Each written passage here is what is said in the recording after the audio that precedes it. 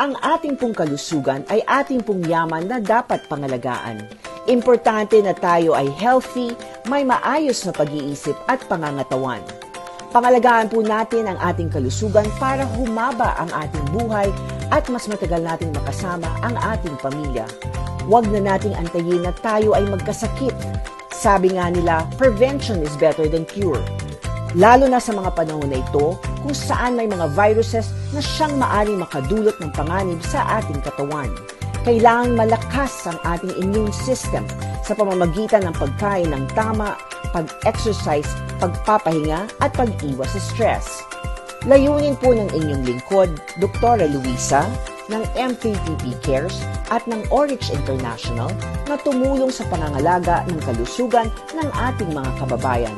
Kung kaya't ngayong taong 2023 ay aming nilulunsad ang Dr. Luisa's Healthy Drinks.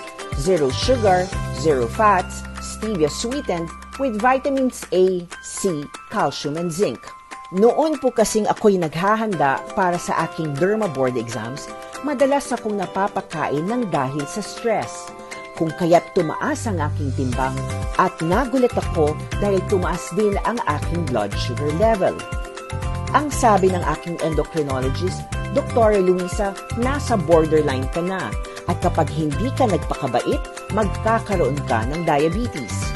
Natakot ako at pinilit kong labanan at kontrolin ang aking sugar level. Kinailangan kong baguhin ang aking buong lifestyle. Nagsimula akong mag-exercise at kumain ng tama. Pinagsikapan kong magbawas ng timbang at kontrolin ang aking mga kinakain lalong-lalo na kapag ako'y nakakaramdam ng gutom. Habang ako'y nagpaplano na magbawas ng timbang, nalaman ko na kakaunti lamang pala ang mga inumin na pwede kong pagpilian lalong-lalo na kapag binabantayan mo ang iyong sugar level.